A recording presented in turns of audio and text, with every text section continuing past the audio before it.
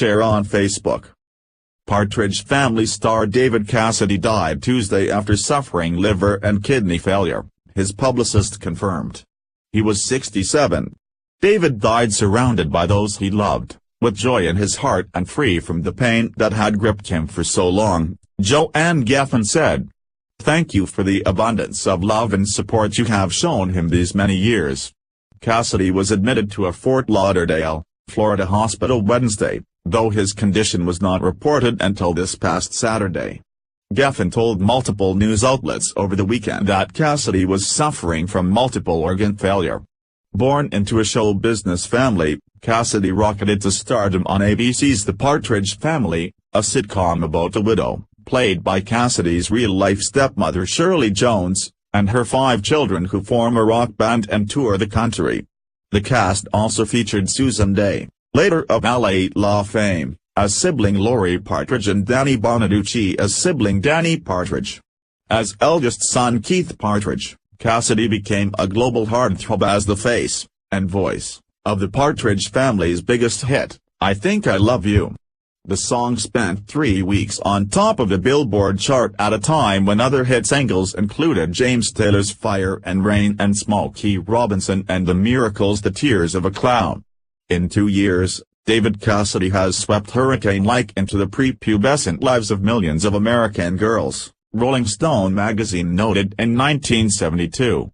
Leaving 6.5 million long-playing albums and singles, 44 television programs, David Cassidy lunchboxes, David Cassidy bubble gum, David Cassidy coloring books and David Cassidy pens, not to mention several millions of teen magazines, wall stickers, love beads, posters and photo albums.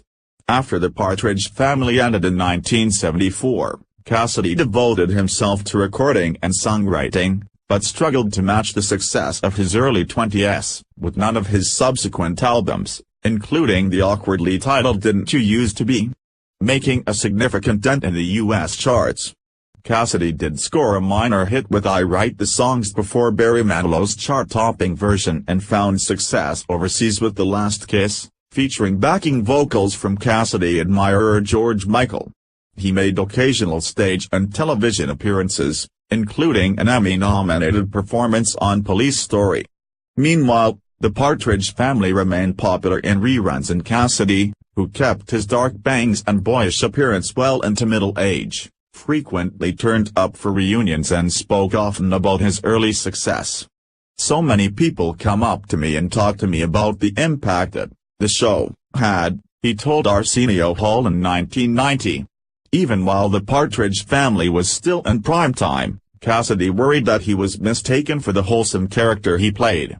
He posed naked for Rolling Stone in 1972, when he confided that he had dropped acid as a teenager and smoked pot in front of the magazine's reporter as he watched an episode of The Partridge Family and mocked his own acting.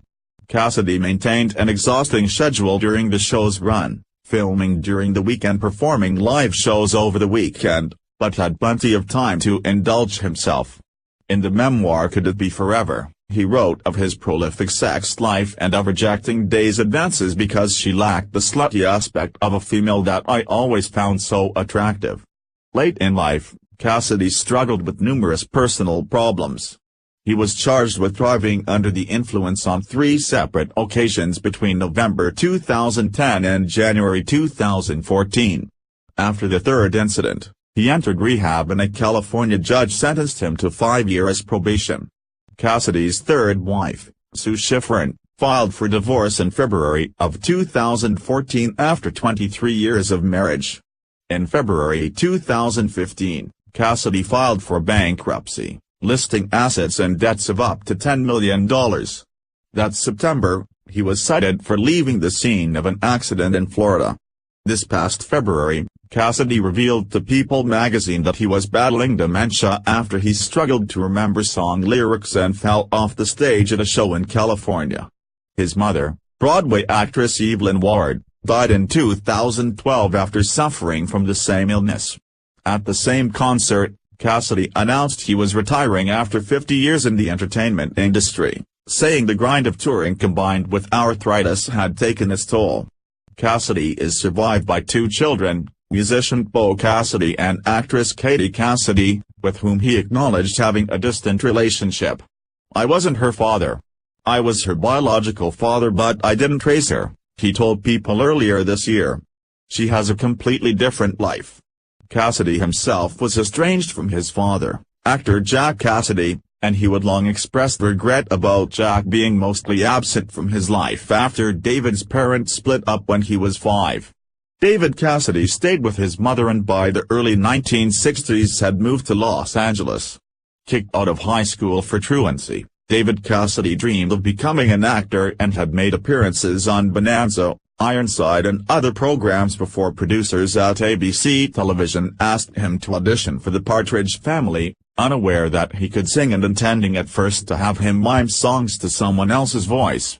Cassidy, who only learned during tryouts that Jones would play his mother, worried that Keith Partridge would be a real come-down from his previous roles.